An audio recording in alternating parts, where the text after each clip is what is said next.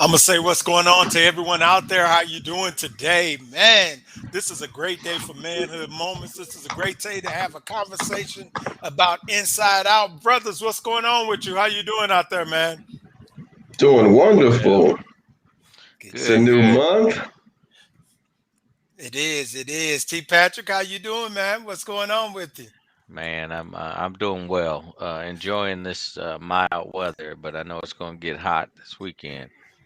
Oh man, that's good to hear, man. I'm excited about our conversation today. We're gonna have this conversation about the dilemmas that black male professionals have, and we've called this one "Inside Looking In." Man, I'm telling you, this is. I think today is gonna be one of those ones to remember. I know this week for myself. I've had some of them professional dilemmas and challenges. It seemed like ever since we talked about this topic, it seemed like I've been getting so much content to talk about. I don't know where to start, man. But but we're gonna work it through. We're gonna have some transparent, honest, authentic conversation about this issue that black males deal with when we're in professional leadership roles. So, what you think, T. Bird? Well, I'm doing well. Everything's been pretty smooth. You guys know me. I'm an active jiu-jitsu grappler. I hurt my knee about 2 weeks ago. LCL sprain got me down for a little bit, but talking to you brothers helped me out. And I'm on the mend. I'm doing better. And I'm glad we're discussing this topic because I can look at myself at my mid 20s, getting in the professional world, and to now to see where I'm at and where my voice is, and fully sharing my experience as a black man in the profession and in your career, dealing with everyone from the customers, people who we're dealing with, we'll say, and then upper management, and then where we have to fit and navigate in that system. So I'm really looking forward to this conversation. Man, you said a mouthful, man, because sometimes we don't think about these things. We aspire to go, to the next level, but oftentimes we don't think about what comes along with moving to that next level. So I'm looking forward to some really good dialogue, some transparent dialogue out there. I do want to remind those who are tuning in to us, whether it's Instagram, whether it's on Facebook, whether it's on YouTube, we're going to invite you to join us in this conversation, right? The chat is connected so we can see what you're talking about. If you would just share your thoughts with us, we would love to hear from you, right? Hey, this is going to be one of those conversations that I think that any black man who is in leadership, whether it's in corporate, whether it's blue collar, whether it's in his house, right? Any black man that's in leadership can probably can understand what we're talking about today. So join us on this conversation. Feel free to chat in. Feel free to share with us. T. Patrick, man, you sitting kind of quiet over there. Just bring you in this conversation. How things going? How things been going for you? Well, I mean, I've been here maintaining very busy lately, doing a lot of stuff, man. I've got some kids that are growing up, so my daughter just started her sophomore year. I'm not ready. And then but wait a minute. Did I had to have a conversation with my middle child, bless his heart. One of those conversations, right? So, I was straight up with him. I said, "Look, I've been practicing this conversation for the last 2 days." So, I don't know. This is the first one. We're gonna see how it works out, and then if this does well, then I'll do the same approach with his brother. But if not, then I might have to tweak some things. But we'll see. Yeah, I didn't expect them to grow up. You know what I mean? But they're here. So Man, if you get away easy if the same conversation worked for the other one, because for me, all three of mine had to have a different conversation. It was like just polar opposites. So if you can rehearse the same thing and give it back again, oh yeah, that's good. that's the intent, to try to repurpose that conversation. I promise you that. But you know what I mean? Like I said, I wasn't ready for it. I didn't have it when I grew up. So, what do Mhm. you say? You know what I mean? They don't come with instruction manuals. So, you know what I mean? Here we are. Tell me about it. So I'm we're gonna telling see you. what happens, but that's pretty much what's been going on. But let's go ahead and get the topic because I know that everybody is interested in getting to the meat of the conversation. I know it's been a lot of excitement around that one because it's something that hits close to home.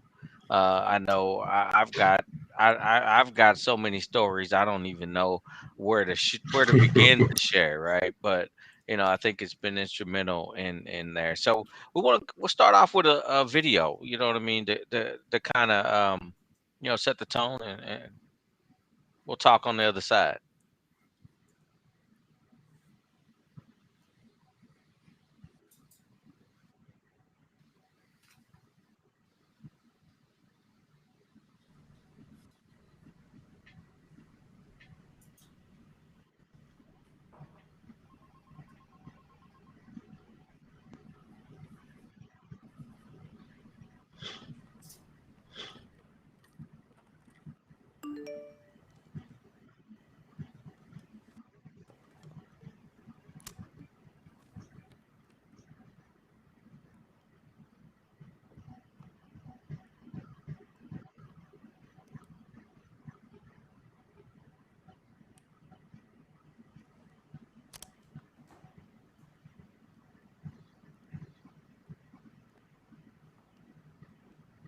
And that is how we expand our market share and increase our brand awareness by rethinking our social media agenda.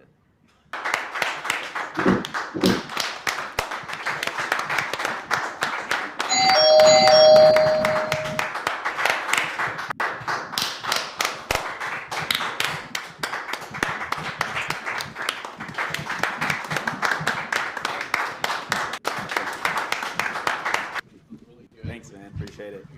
Good job, bud.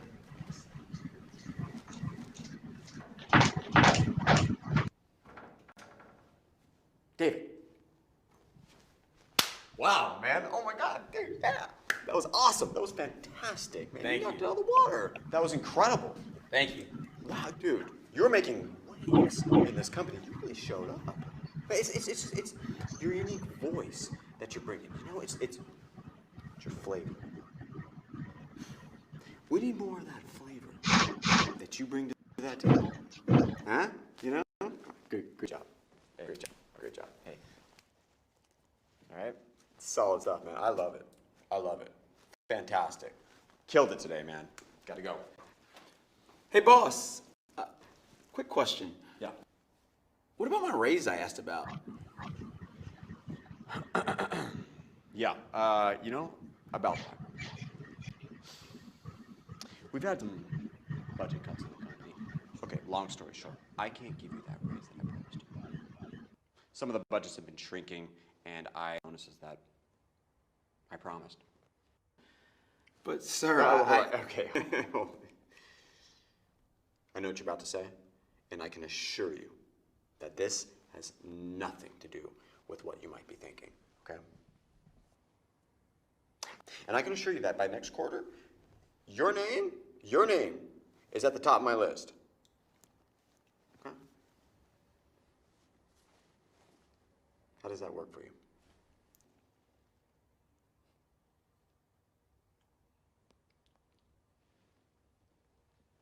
Yeah, boss. I completely understand. No problem, sir.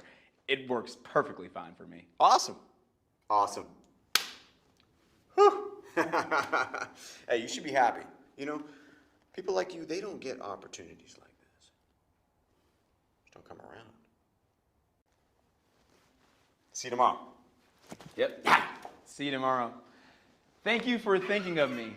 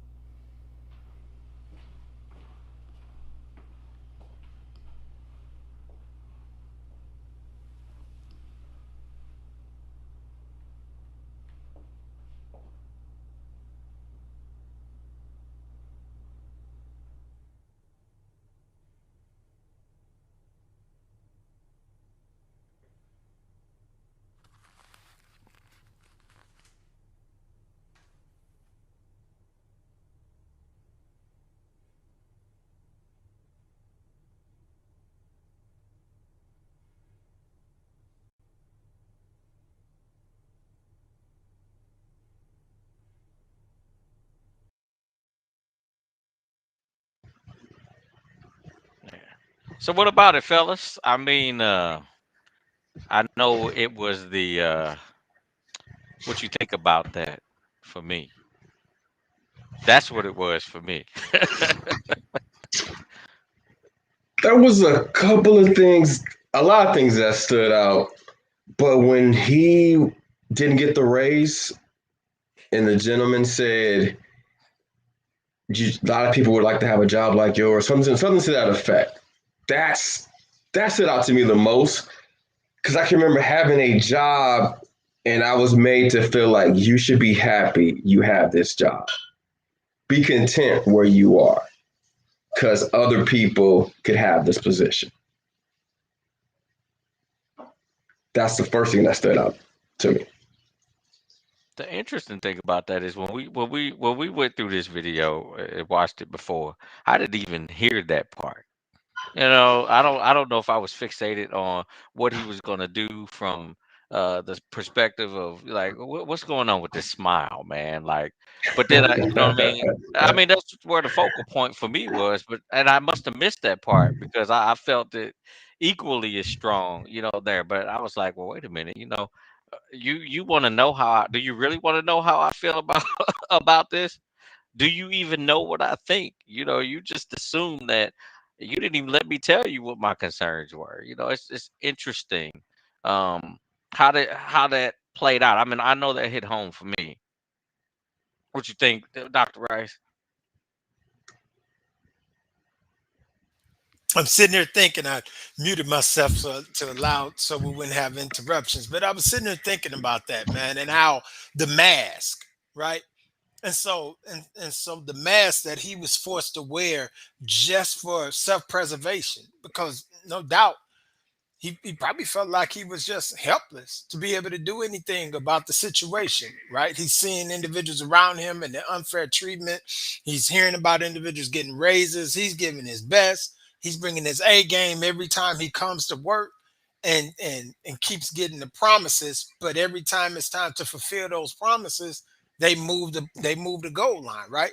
Or they give an excuse or whatever the case is, man. And oftentimes that's the case when we're dealing with the um, unfair and the unfair practices that we run into in this business world, in this professional world. It's crazy, right? I know that there are some statistics and some data that says that there are varying pay grades based on race and based on gender, things like that we never know, and we can't go in and say, man, how much you make for the same job that we're doing, right? But they're getting a different pay grade. They're getting bonuses and things of that nature, man. That's crazy. And see, some of that is like a misconception because you know eh, employers aren't able to keep you from discussing your salary, Mhm. especially in the private sector. And what I mean, so there's this push typically from a cultural standpoint to discourage that, right?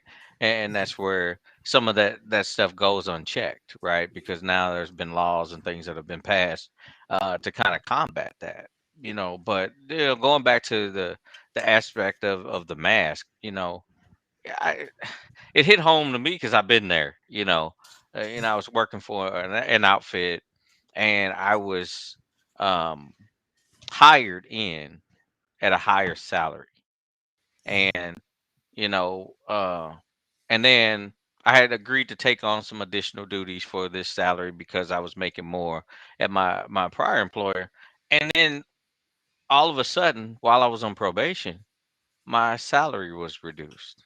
We're going to take Mhm. back.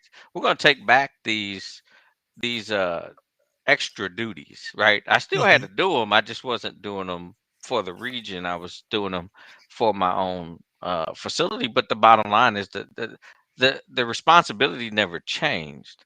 We Mhm. just decided, oh well, you don't have to report out for the others.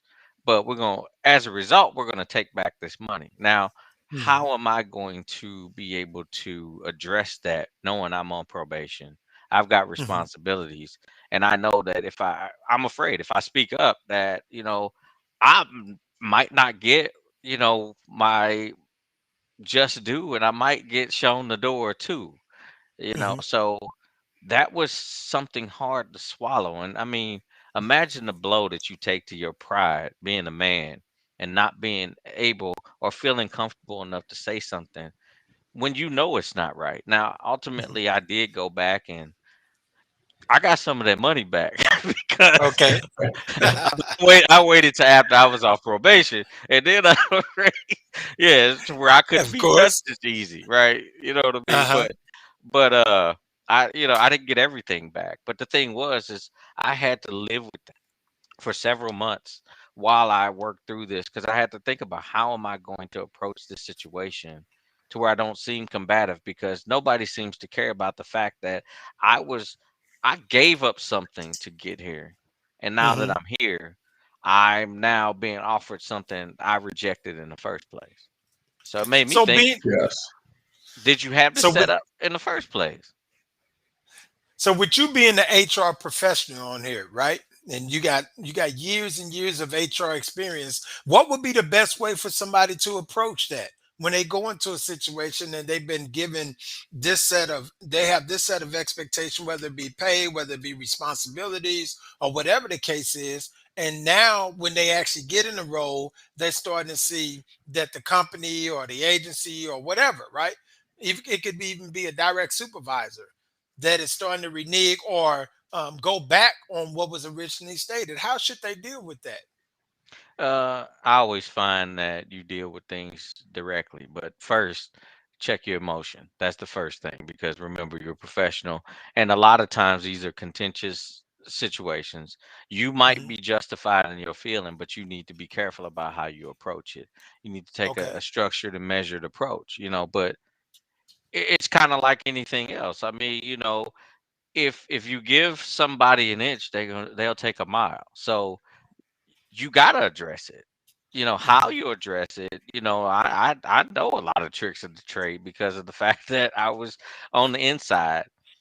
Even though I was still looking in, I was still on the inside. So I understand the Hmm. discussions and different and tactics and things that happen behind the scenes. Hmm. So, one, use your resources. I have friends that reach out to me, behind the scenes, and I tell them, reach out to me. That's what you should do, so that I Okay. can give you the strategy.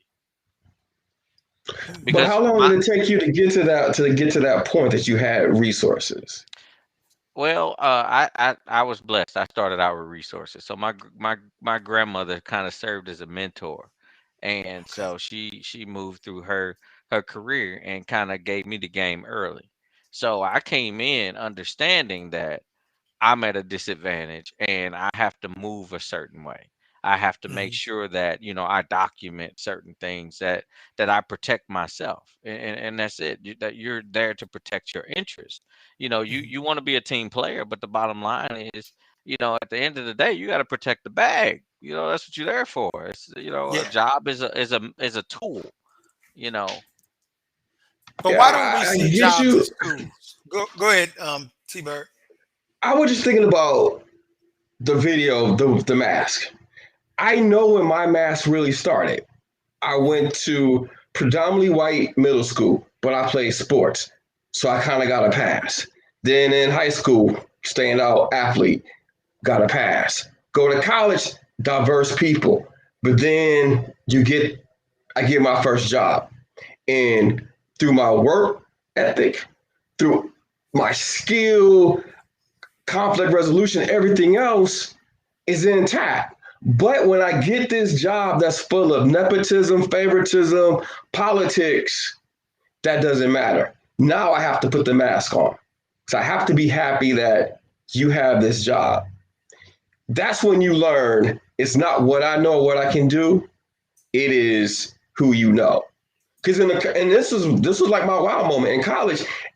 Your circle is full of smart, intelligent people. But when you go back into the real world and you see these average people in these positions that are incompetent, and then they make you look like you should be happy. You should stay where you are. But I'm working Hmm. hard because I'm working hard. But when you look around, it's only me and one of my really good friends now going through the battle. That was my resource, but we were struggling for the longest time. Because it was one of us, we would think like, am I the issue? Like, what's going on? But I had somebody that we could vent to, but we had no resource above there to help us out. Now we You know, had those off the record conversations, but that was it. So the mask stayed on for a long time. So I'm coming to you in HR. I've been wearing this mask a long time. I am mad. What can I do? Or what can you tell me?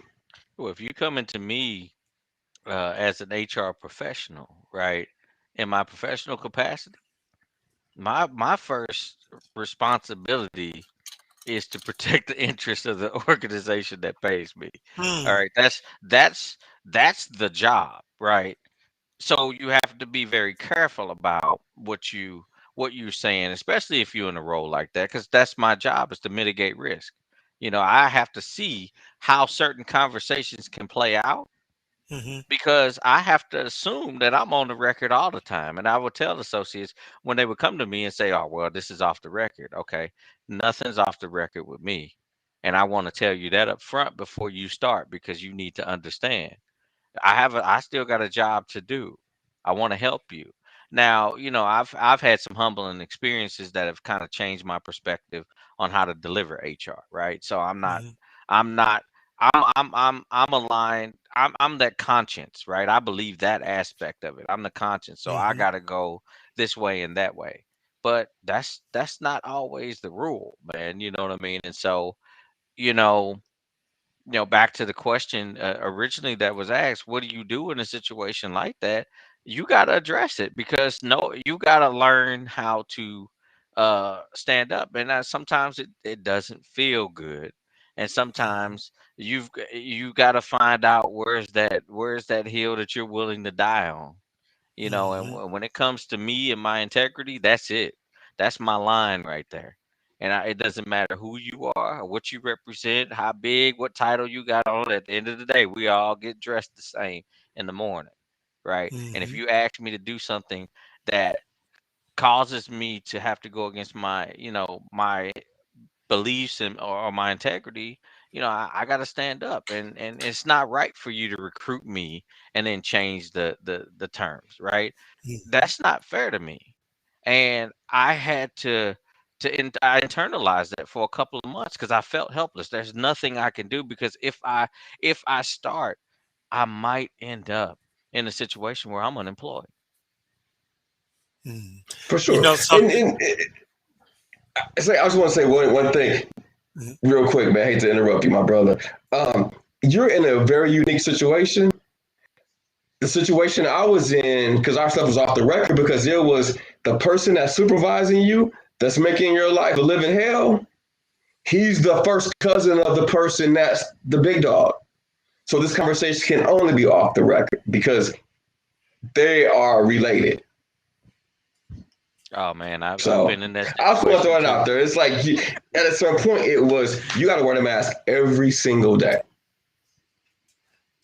Hey, You know, hey, Saint, I know you got something. Go ahead. we got a question actually in the line on the line. So we got someone put in a question say, why do black men have limitations when they're in leadership roles, and who's pulling the strings? It's the culture. I mean, if we think about this logically, and I tell people that's my job. Like everything in HR, another name for human resources is industrial psychology. I'm supposed to understand the psychological aspects of an organization to understand why it behaves or make it behave better, right? And we're talking about taking the collective and doing it. So guess what? We find it's all cultural, right? It's a hierarchy and it's really a social structure, right? So if we look at it from a social construct, you know, it's being set by the people that's either in power or popular. That's who's pulling the strings, right? If Hmm I if I'm the first cousin of so and so, guess what? I got some clout, so I can do things, and it might not necessarily be the right thing to do, but who's gonna say something, right? Because my cousin is the boss, so that's kind of how I look at things. But see, that the situation is it's not always that dynamic, right? So it's not always the fact that someone is a cousin or a brother or Mhm. whatever the case is, because a lot of companies understand, that's a liability waiting to happen. But we see this consistently around across the board. So going back to the question, why do black men have limitations when they're in leadership roles? I want to go back and I want to address that where I believe that it has to do with trust, right? And I think it's in the social structure of our country when we look at the hierarchy of respect and individuals who um, is believed to have the ability to lead, it will first start, just be honest, with the white male. Then I would dare say that the white woman, and then possibly the black woman just a little bit under the white woman. We starting to see a shift now. But then when we see the black male, normally he's down at the bottom, and we see that consistently. We see that in graduation rates from K through 12. We see that in disciplinary when we see that in the area of college and individuals going to college. We see that when it comes to hiring, right? So we see the black male has to deal with a lot of more struggles and challenges. Tony brought up something when he talked about the idea of the imposter syndrome. I'm going to use that word mask, right? So unless I assimilate or unless I take on this whole idea of the other culture, right? That imposter syndrome, I'm left to live in that imposter syndrome, believing that I don't even deserve where I am, right? Questioning my ability, questioning whether or not I said that the right way, questioning whether or not my words came out right, or if I offended somebody in the room, or if I make one mistake, I may lose my job, my promotion, or whatever the case is.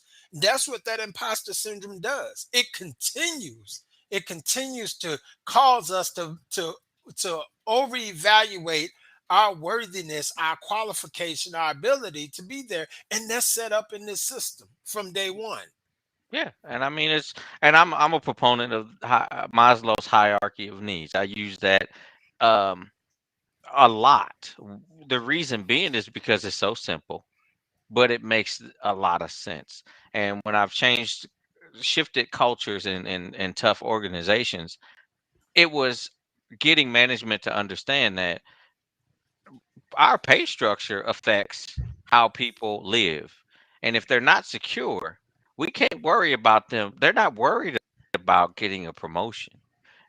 They're worried about how they're going to feed their kids, how they're going to pay their bills. So we have to have, fair pay, right?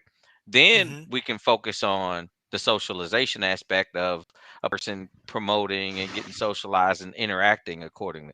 But, back to the point, it's all cultural, right? What you learn, you bring when you come to work, and that's how you see the world, and that's how you operate. So it may not be a situation of where my first cousin is related to me, but I might be best friends with the CEO or the vice president. And so as part of that social construct, they're they don't want to offend certain people within that group because we're all trying to assimilate and belong, right? Well, who's at the majority, right? And so we're having those situations to where those minds come together, and it might not be intentional, but it is part of the process. That what do we do when we start off as black men and we get into an organization that might be not as culturally diverse, right? What we're going to do, we're going to look around and see who look like us. That's who we're going to initially gravitate to. So if that man,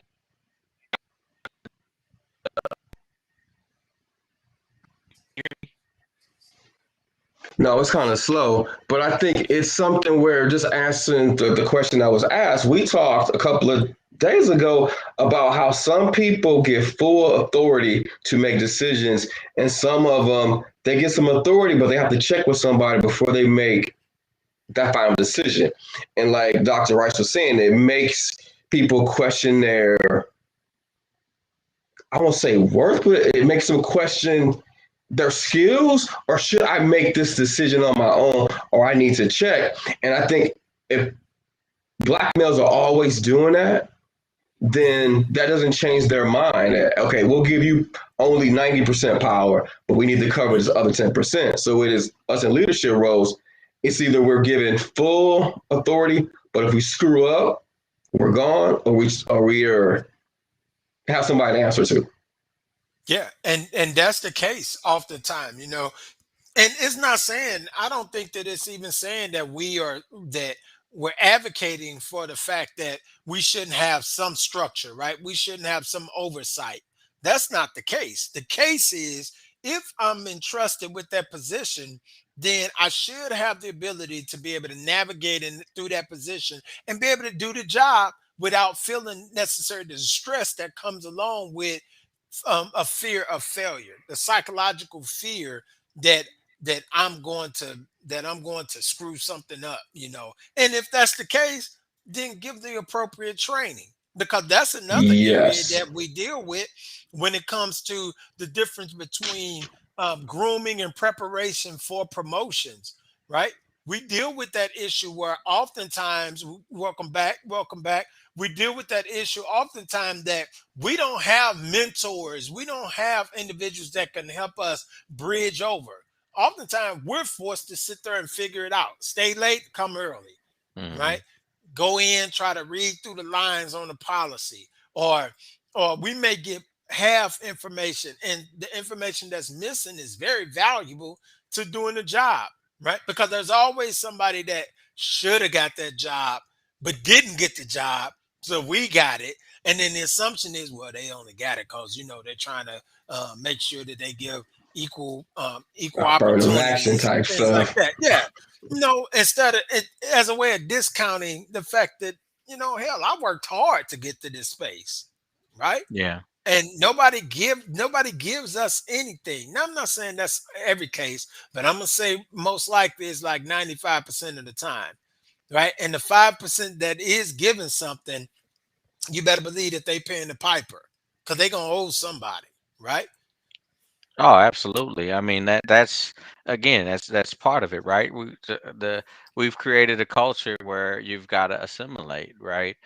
Certain people will get trust, and be able to have the autonomy to do certain things, and so it puts us in a situation where we've got to try to fit in.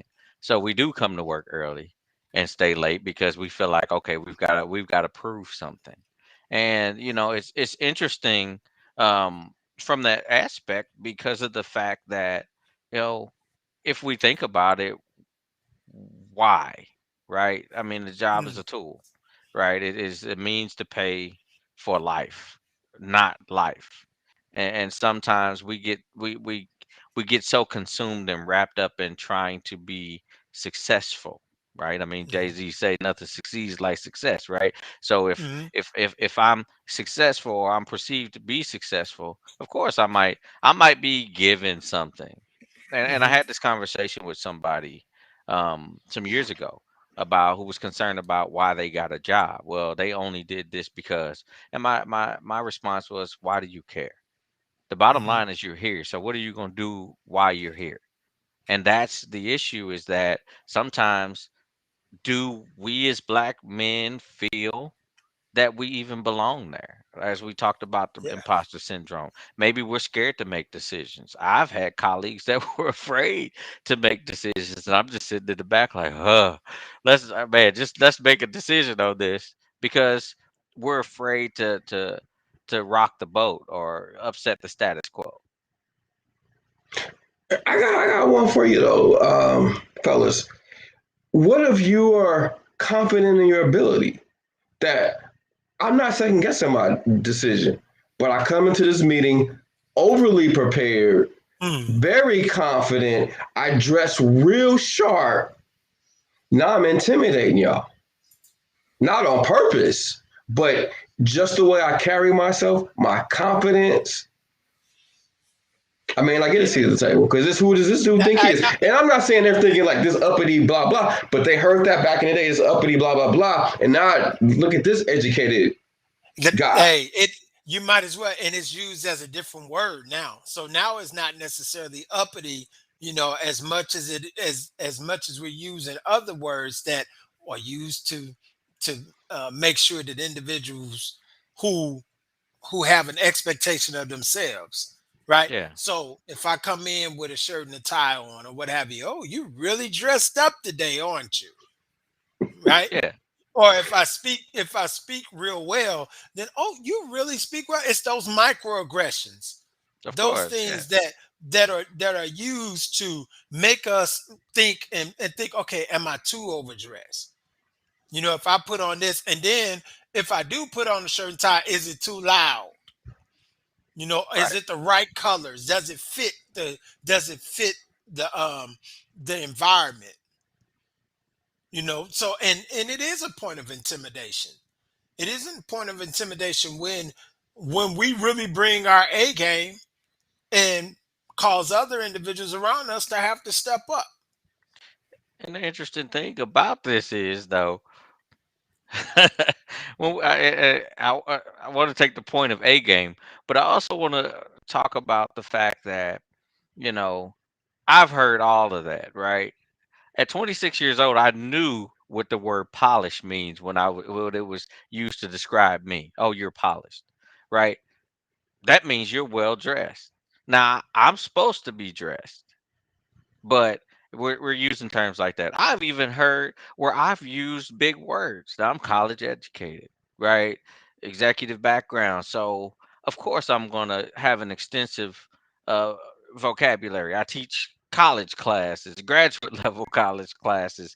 But I heard that, oh, well, you wrote a 25-page narrative. Okay. Right. So we didn't look at the value in what I was doing, which was protecting the organization. And it took 25 pages to do that. Right. So, because I can see the bigger picture. So we talking about A games. Yeah. But the bottom line is the question is, are we supposed to fit in? If we're looking at it from this social construct, are we supposed to fit in? Because a lot of our society is built on individuals looking down on other individuals. Now they're trying to make the workplace more team oriented. So you can be that individual, but you still have to work within that team atmosphere. So I think that's a dynamic you have to throw in there as well. Hmm.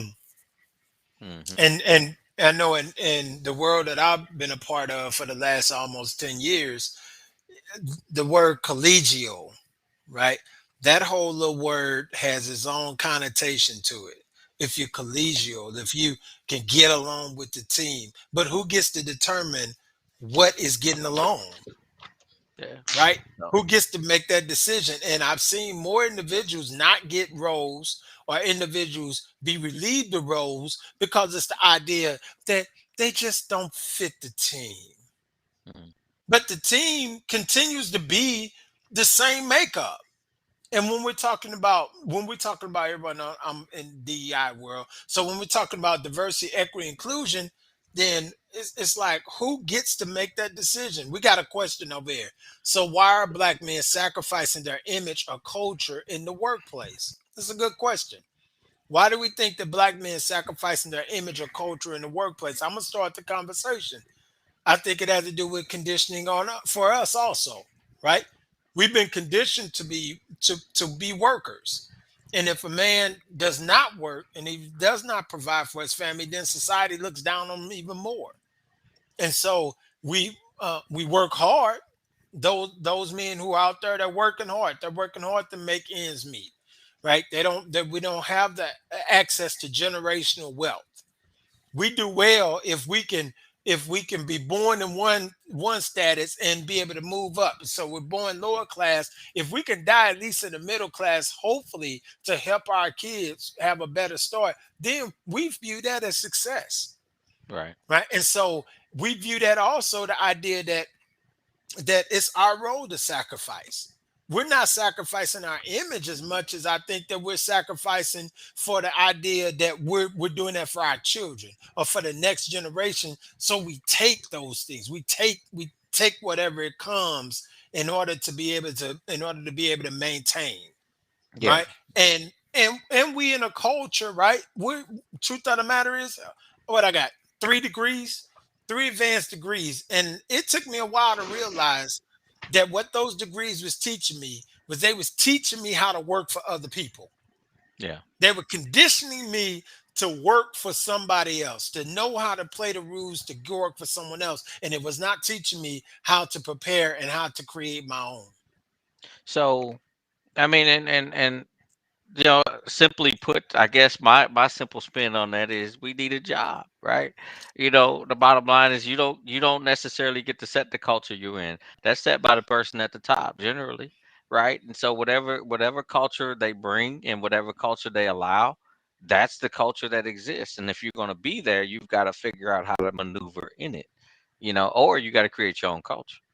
Meaning you might have to start your own business or do something different, or you know what I mean, or you're gonna risk being uncomfortable, because the alternative is I'm gonna show you the door, right? This is our clubhouse. So you're a visitor. We let you in. So sometimes if you listen to what people say, they tell you what they think, and a lot of times we're so focused on trying to uh we trying to provide for our family. We're trying to get to that middle class. We're trying to achieve that success status that we miss those things, because I've made it a point. If I'm not welcome in the culture, I'm a commodity. My talent goes where I go. I'm there to benefit that organization. And if that organization can't appreciate my position there, then I will take my skills to South Beach like LeBron. I'm sitting You there know, I thinking think about. it's Go go ahead, T. ahead. Murray. To answer the question, and I hear exactly what T. Patrick is saying, because I can think about my first job in not early in my career, and like I laid off, and that was my push to finish grad school. And I don't know if I wouldn't have gotten laid off if I would have been able to wear the mask much longer, or would I have sacrificed for my family to keep that job? So that's a great question because the 47-year-old has a different answer. But when I think back to that time period, would I have taken that abuse for the next 3, 4, 5 years and still try to navigate within that, or would I have left? And that's one of those. To me, God was like, "Hey, I'm calling you. You need to get on." So I was laid off. So I mean, that's a really tough question, and I think now it is. I can see why somebody would, because they might not have the ability to start a new job. Or if I quit this job, I may not get hired for the next 5, 6, 7 months, and I got to pay these bills. So I'm gonna take this abuse. But I'll tell you, man, I had some rough moments during that time period that I didn't dumb down who I was, but I had to talk to my dad, talk to my friend, and get motivated every single day. And seriously, Monday through Friday, when Friday at 5 o'clock hit, I felt relaxed. And I Hmm. was telling you guys, Monday morning, I was playing Bill Withers' Lovely Day to get my mind set for just crazy bull crap I have to navigate. Yeah, Got to go yeah, through. yeah. Hey, we've got Got to another go through it. question. We got another question from I am she who says, so what level of conformity do we have to succumb to? And I think Well, that's I a that's think an interesting question. Go ahead.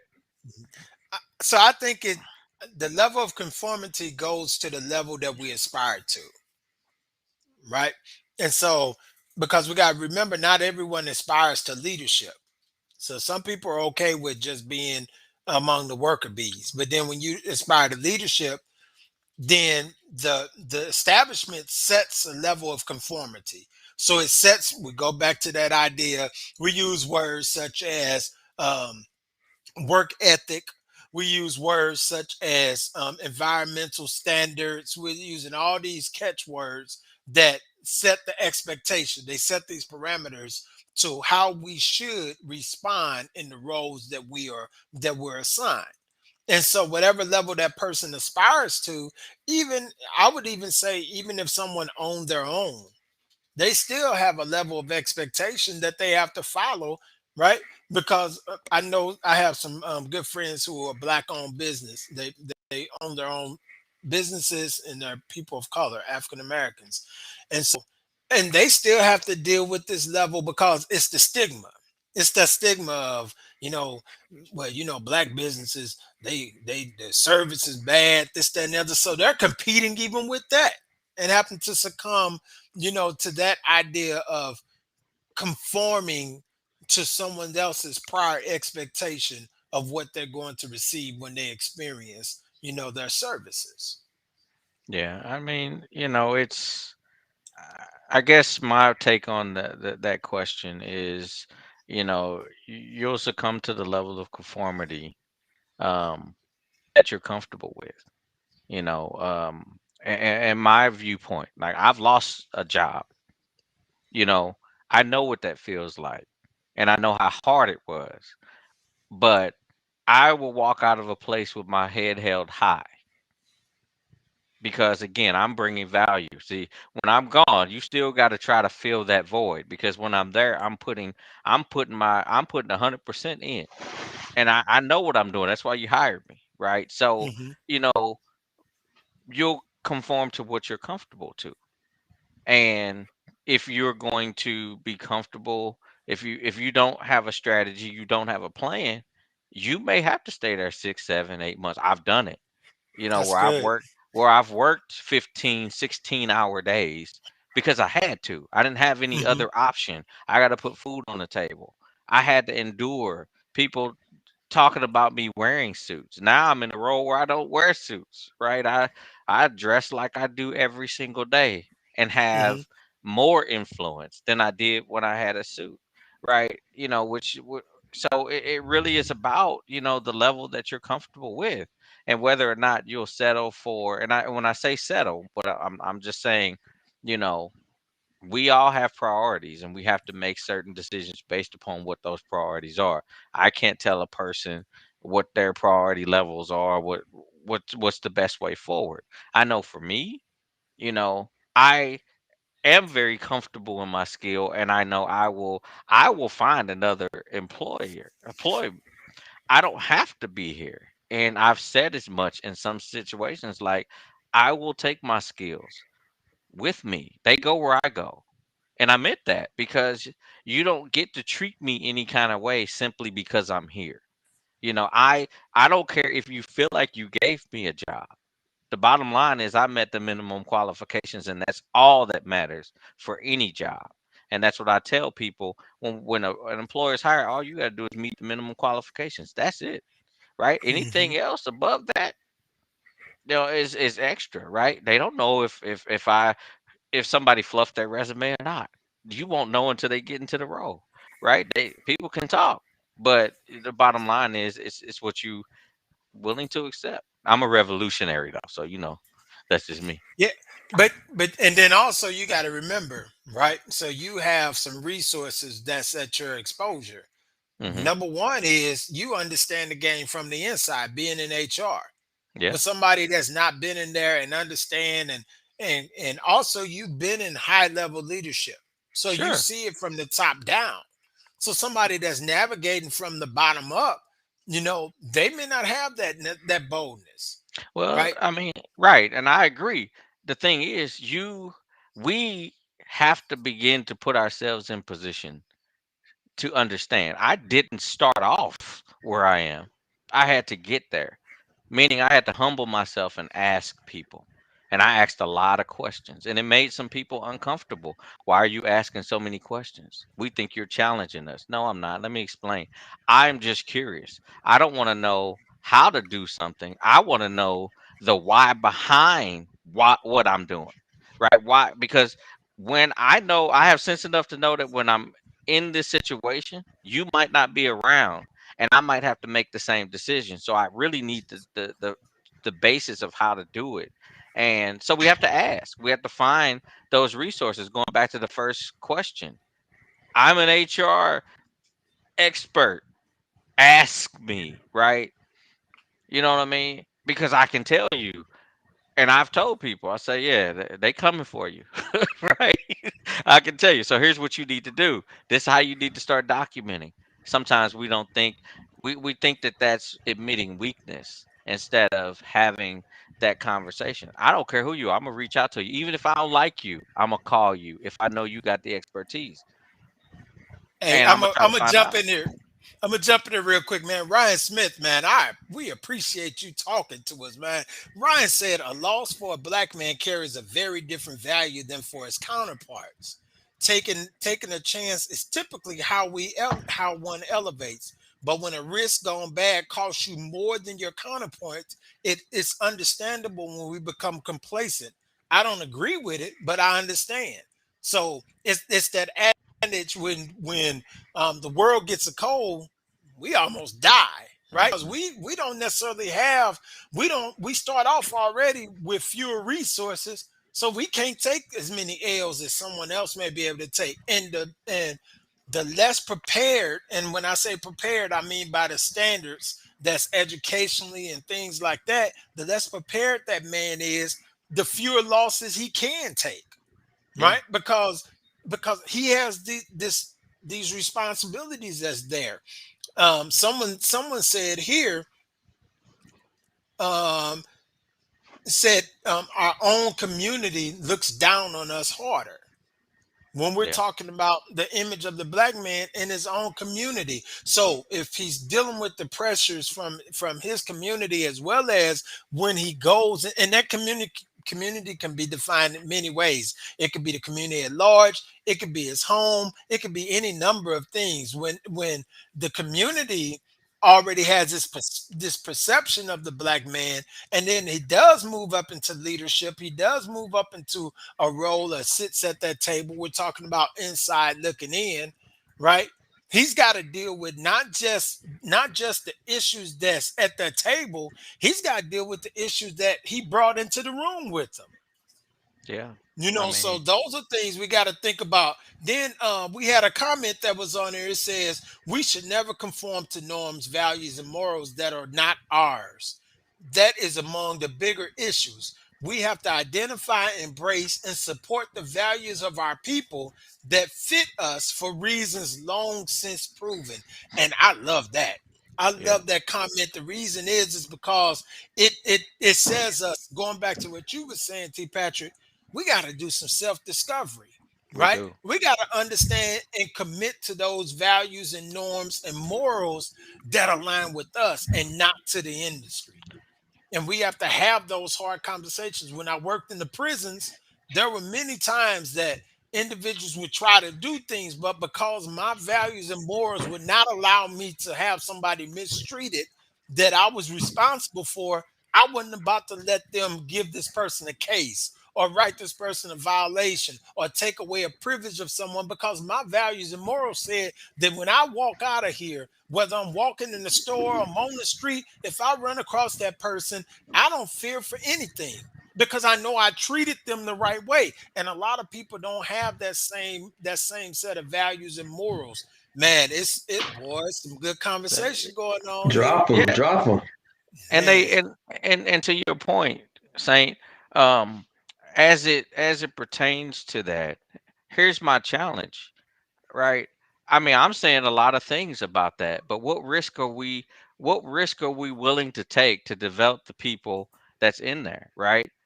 Mhm, I've promoted 14 people in my career. 14 people. The most recent one just this year, right? mhm, Before I left my role, I wrote a development plan for a young college female to get her to the next level who was just promoted, right? And we still in contact because of that. But the bottom line is I took some risks, right? Because I had to pave the way for the next person. So are we do we when do we if we're going to create this we're going to do the self-discovery, we can't not take a look at the fact that sometimes we've got to be able to create that environment for others to thrive. What are we doing while we're in role? And if it rubs somebody the wrong way because they felt we shouldn't have promoted person A, we should have picked person B that's in that they feel more comfortable with. We so when do we stand up for that? One, man, is that you need to write a book on that. That what the knowledge you gave the little girl, the young lady, you need to write that.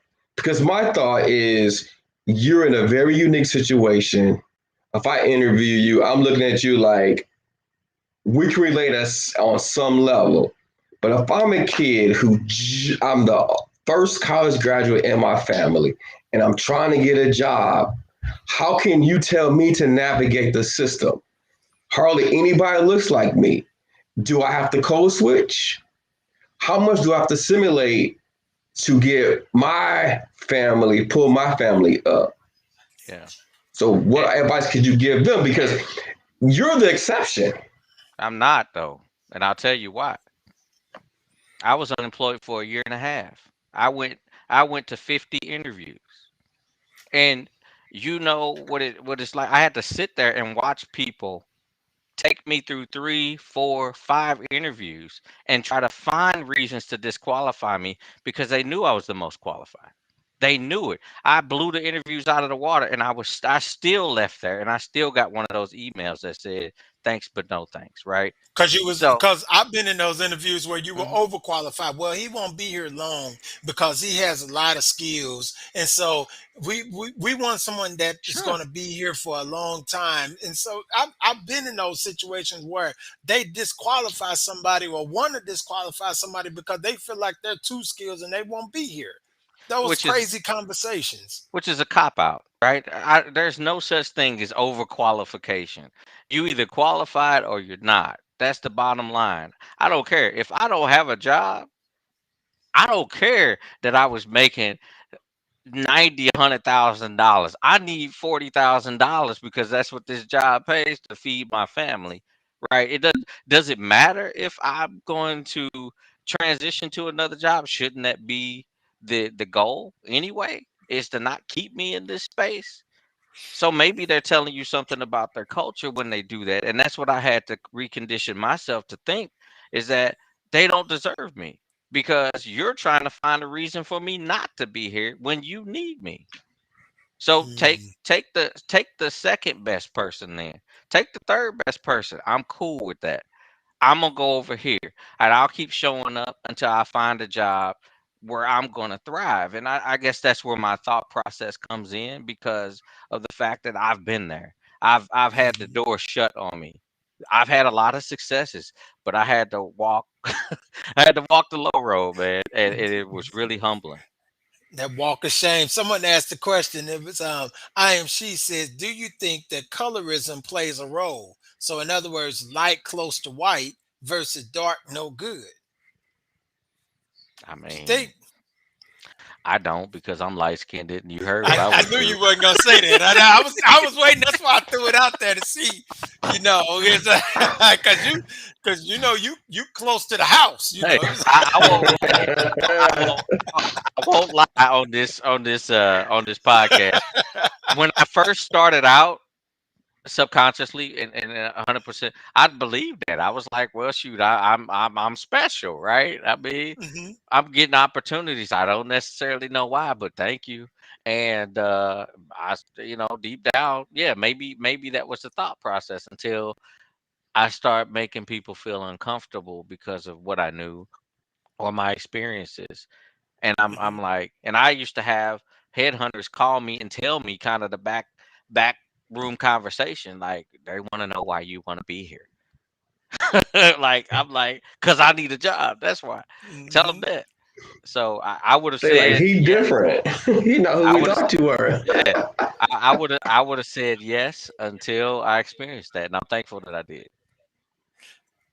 We got a question. Well, the statement says, Brother Smith says, "I tell guys that your choice have to add up. You don't rob someone for $1,500 at the risk of getting 10 years plus a criminal record. We have to be willing to lose at the very least what you're asking to gain. You must be willing to give your life if you're asking to be free." Hmm. No, and then we another HR specialist on here, Brother Patrick Hay. He said it's truly a cultural statement. And I'd like to get a little bit more insight on what he means by that statement. So maybe he can share a little bit more insight on what that means. It's truly a cultural statement. No, I'm gonna go back to that question of colorism because I do think that there are some physical characteristics of men that are more attractive or detractive, right? So the bigger I am, the taller I am, the more I have to, and even the darker I am, the more I have to make myself smaller in that room, right? So I have to do some things such as laugh a lot, or always be conscious of whether I'm smiling, or I have to make sure that I speak in a higher pitch, and a softer tone, so I don't make the room, I don't upset the room and make the room feel, nervous. Or even when I'm addressing individuals who I'm supervising, I have to look away. I can't give direct eye contact because that's threatening or that's menacing and things of that nature.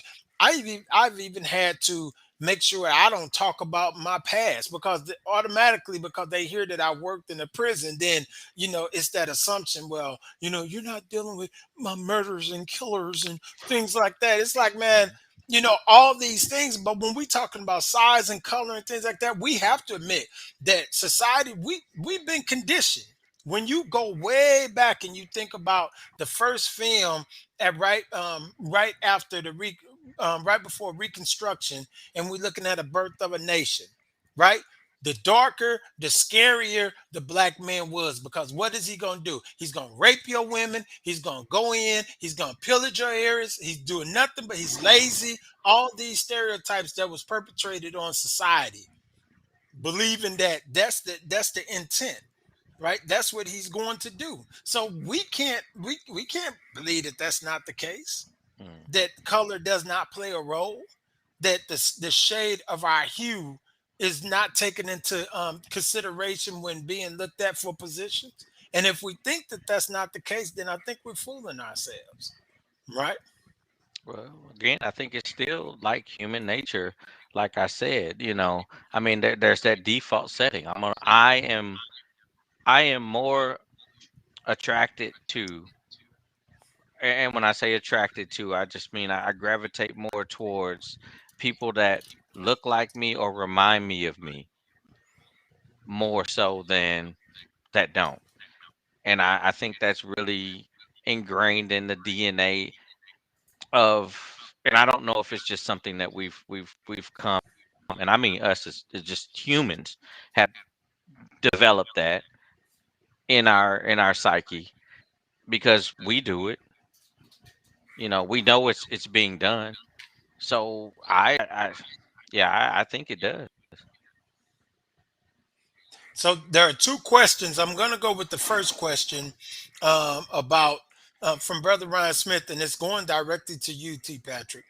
It says, I asked if he was, one second, if when he was unemployed, was he unhoused, right? On food stamps, money from unhoused, on money from his saving. I ask these things because they weigh heavily on the choices we make. If it is increasingly harder to hold your principle, it becomes increasingly harder to hold your principles when freedom and independence become less. No judgment on the part that it uses sex to feed their babies. So that's a very, very good question. And what I'm gonna say, I'm gonna preface it by saying this. I consider myself a statistic, right? I should not be where I am. I shouldn't be in certain rooms. I shouldn't. You look at me, you hear I talk, you look at how I dress, you'll think, hey, that's a guy that has everything together. But how did I make it? I hustled. I drove DoorDash. I worked at Home Depot part time, whatever I needed to do to put food on my family's table while I was going through that. That's what I did. So, I'm saying this from the perspective of, I lost for the greater good, but the bottom line is I walked away with my integrity, right? So I burned through what I had saved and things like that. But when that was over with, I had to make some things happen. I took some contract work. I mean, I did whatever it is I needed to do to be able to put food on my table. And I'm saying this because people need to understand that, you know, You are not gonna make change from where you're comfortable. Okay, you're not. If you're gonna protect the status quo, if we're worried about status and we're worried about what people are gonna think about us, because the bottom line is, when I got to those interviews, it was about my skill. We're intimidated by somebody who is working part time at Home Depot, right?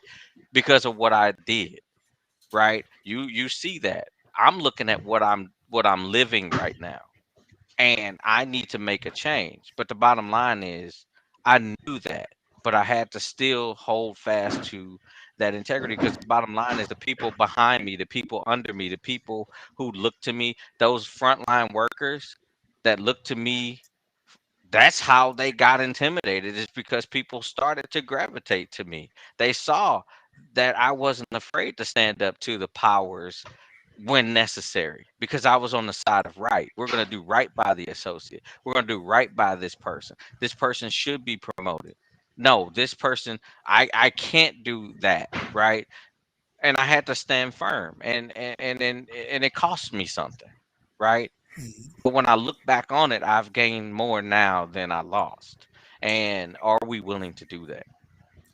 Man, it's blowing up over here. Wholesome Granny said, distort normalcy to the point the subjects would do anything, even unwillingly, via subconscious and against their usual free will for a promised return to normalcy. She said that's hypnosis 101. And then we have Ivan Coates, Shepherd Coates says, I'm in the government arena, and when a contract ends, we find ourselves trying to get on with the winning company. I've been in a position to where my work spoke for itself, meaning I was interviewed on the phone and seen and sight unseen hired because they asked around and knew my work. They felt fine hiring me. Sometimes those no's are the best because they push you to a great yes. Absolutely. We had a question over here. It says that are companies intimidated more by Are they intimidated more? Are they intimidated by more masculine, dark-skinned black men? And seeing I'm probably the representative of that group on here right now. It's I would hard for dare to me say to answer that one.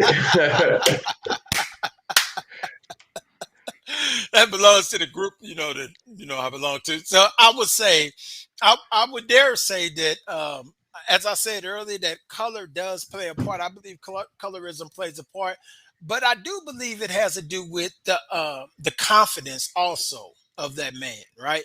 Because oftentimes when we're confident, we're viewed as that other c word, which is cocky, right? And so we can't be too confident, even when if you can remember growing up, many times when we should have been confident about things, we were told, well, you need to don't be prideful, be humble, be humble, and it's like, why shouldn't I take pride in what I've worked hard to do to learn, right?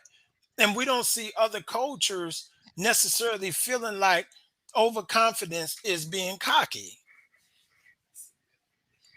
Yeah. I mean, true. I mean, definitely true. I mean, yeah, but I think part of that is just, we maybe it's a misunderstanding in how we're taught, that we're not given that balance of that. I do have to check myself sometimes, because I've accomplished a lot that I'm proud of, but I do temper what I say sometimes, because I don't want people to feel, you know like I'm bragging, right? I have to do that even with my own people, you know, uh, and I mean people I know, right? I'm an HR Hmm. professional, right? So that's what I mean, right? But I have to do that, with the people I know, because of the fact that I was always taught not to be boastful, but the bottom line is, nobody can tell your story like you can, Hmm. and I tell people all the time, when you get the job, it's up to you to do it. Whatever job I get, I'm gonna make it into what I want it to be, right? I Hmm. I don't care what box that level of influence. I usually expand outside of that box because of that. I just push that envelope, because I'll call who needs to be called. I remember when I was working for the state of Missouri, everybody was on vacation. This is how I became an FMLA expert. So I called the source. I called Jefferson City and talked to somebody. I called around till I got the right person. And she walked me through how the law works, and we spent time doing it because I couldn't find people to answer. I was like, why is everybody on vacation for 2 weeks? I don't get it. And so, it was really about, just understanding those aspects. Like I'll push that envelope. So I think that, but I am mindful of that, or at least I try to be. But hey, if people think that I'm bragging, then I am. We got a question on here, and we're getting close to wrapping up. Brother Kelvin Pettis said, "What is your view on people sacrificing their culture for a good paying job?" I think it's Some up to the thoughts. person. I think it's up to the individual. What are you willing to sacrifice? Because to gain some, you're losing something. That was kind of tough for me. I mean, I'm trying to. There's a lot of ways to take that. Like when we say given, losing the culture. I mean, I wonder if we're talking about identity Mhm. and things like that, or are we just talking about, like, I guess I would need more context in that. But Hmm. That maybe Brother Pettis can drop in the context on it. Brother Shepherd Coates said he wants to believe that they're not intimidated, but truth is we really don't know. They really won't answer that truthfully, right? And then he says, when you get a job you have to perform. Perception is reality, and we know the world we live in.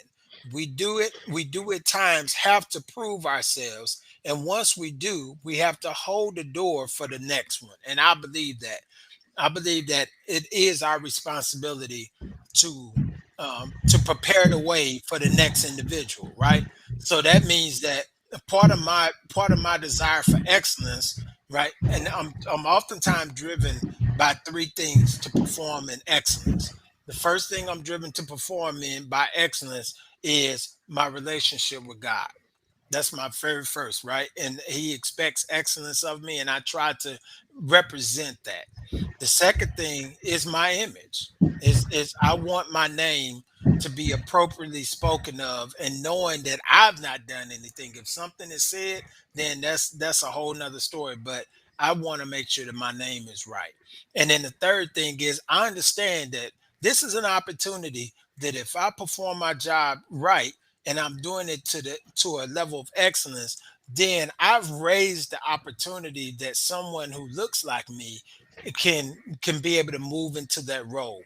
If I come in and I have to do it, I'm not on time, I don't meet the expectation, whatever. Now, what I've done is I've created another barrier, another hurdle for someone who looks like me to have to overcome because they've said, well, the last person, right? And giving whoever the excuse. So it's important, man.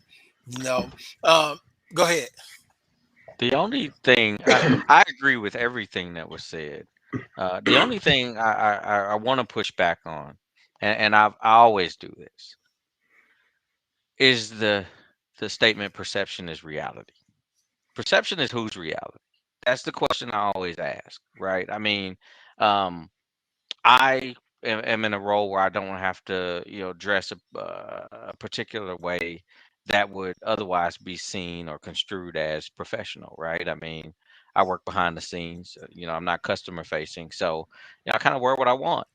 It doesn't diminish my influence or my ability to do that, right? But you know, some might perceive in certain situations, oh, well, he's not professional. I posted a picture on my social media of me 4 years ago wearing a suit, and the other day wearing a fitted cap and some J's and a shirt that says I do what I want, right?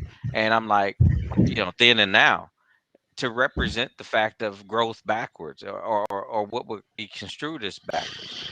Well, if you saw me today, you might not believe that I know anything about career. You would ask me questions about, how to do this or how to navigate that, because the perception might be he doesn't know. And I'm doing it on purpose to challenge that, because I have to now convince people in a t-shirt the best way to move from a HR standpoint. And the interesting thing about it is I'm able to do that daily. So I just wonder, I really push back on the perception is reality, because perception is the reality of that person, and it is of that culture. But the bottom line is, if that culture looks down or look different upon you because of any certain exterior characteristic other than your skill, really is that the culture you want to be a part of? Man, and I'm gonna share. Shepherd Coach shared. He said, generally speaking, perception is reality. We are still dealing with some folks who don't want to change.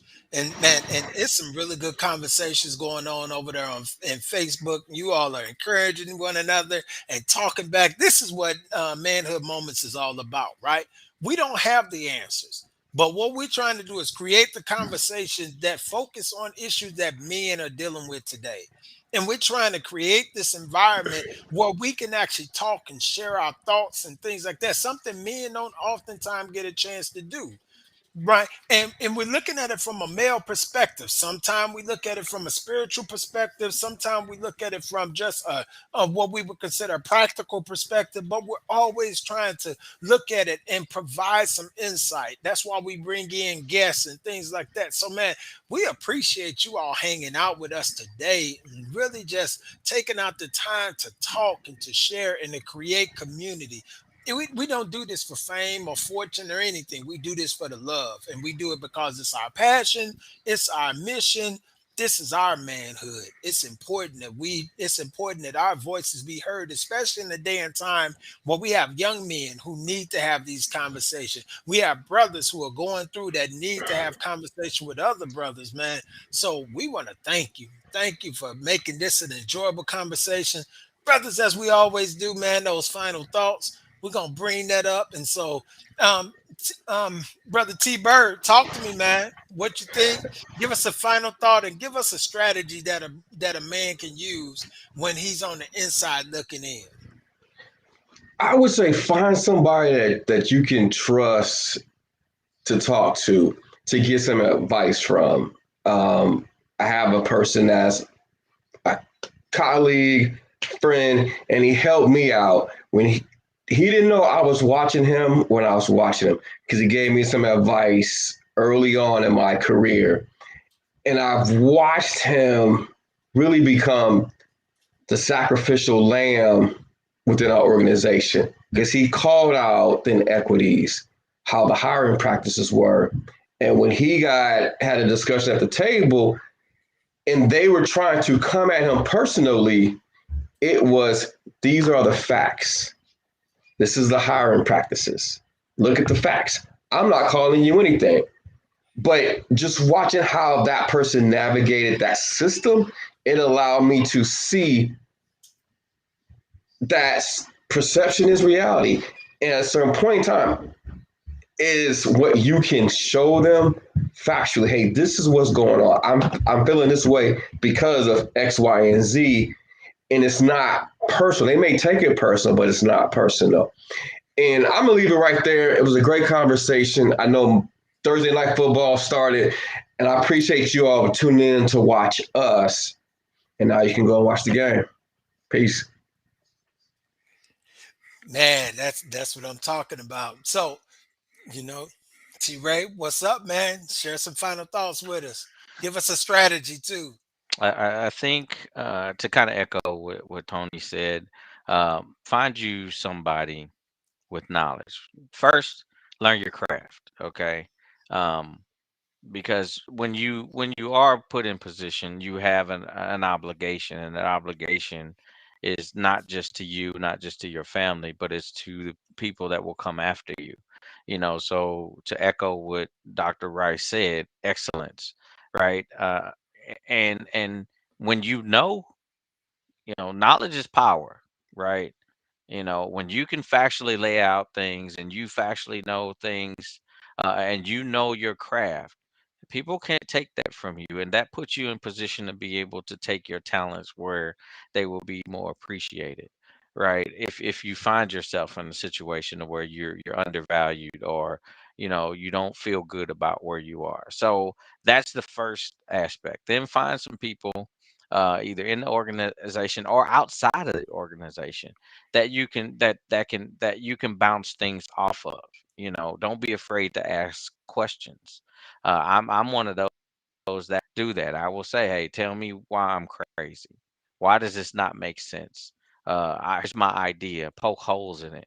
I learn from everybody. I learn from the people under me as much as I learn from the people above me. I even learn from the people I work with. I'm always in learning mode. So keep that energy. So perfect your craft. Find a mentor, someone you can bounce off of, and then never stop learning, because that's where your true power comes in. Because what then people can't use against you, because even if they use it against you. Man, wise words. I'm telling you. So you're a philosopher. Yes. Yes, man, I'm telling you, I really enjoyed that. I'm gonna wrap this thing up. I'm gonna wrap it up. And so, you know, we had a really good conversation today, and a lot of it centered on, really, if I was to summarize it, I would say you got to know who you are, right? And you have to know your worth. And can I take this back a little bit and just say that we can't know who we are outside of a relationship with our creator, right? Because we in our lives, we have all these working relationships and things like that that's going on, and we have our job, and we have the culture, we have our family, and all these things that's happened that's pulling on our image as men. And when we get into leadership roles, truth of the matter is, it's not necessarily the roles that's really having an impact on us. It's all the other stuff that goes along with the role that we brought into it, that we've been carrying. But if we have a relationship with our creator, a healthy relationship where he can help us with our identity, he can help us understand our strength, he can help us understand the level of confidence that he's given us, when he can sow into us, right? There's no role, no responsibility, no offense, no opposition, whatever it is, it cannot come against us, and it can't control us. So I'm going to tell my brothers today, the ones who are in leadership roles, those who are dealing with culture, those who are dealing with issues, those who are dealing with code switching and imposter syndrome and all those other things that we're dealing with, the microaggressions, all these other cultural things, right? Let me invite you to get in relationship with the one who knows us deeply. He knows who we are inside and out, and the one we don't have to be an imposter with. When we get into that relationship, no matter how high we go, or no matter how low life takes us, we have an anchor, and that anchor gives us the confidence that we need. So, brothers, man, sisters, everybody that joined in today to sit in this conversation, thank you again. We appreciate you. We can't say enough about just your presence today. So, we're going to pray. Lord, we thank you. We glorify you. We magnify you for just being God. We thank you for everything that we go through. And I pray for that brother, that sister, whomever is listening in, that's going through the challenges that we talked about today, having the challenges on the job, having the challenges finding a job, holding a job, whatever it is. I'm asking that you would intercede, that you would reveal and open up doors and do whatever it takes in order to help him, her, whomever find that space. Lord, I'm asking that you would continue to remember those who are having some challenges within their roles, their image, their perception of themselves. And even as you reveal them and show them just how wonderfully and how great you've created them, Lord, take them to spaces that they never known before. We thank you now. We bless you now in your holy name. Amen. Amen. So until next time, we say, my manhood, my mission. Follow us on Facebook, Instagram, YouTube. Be blessed.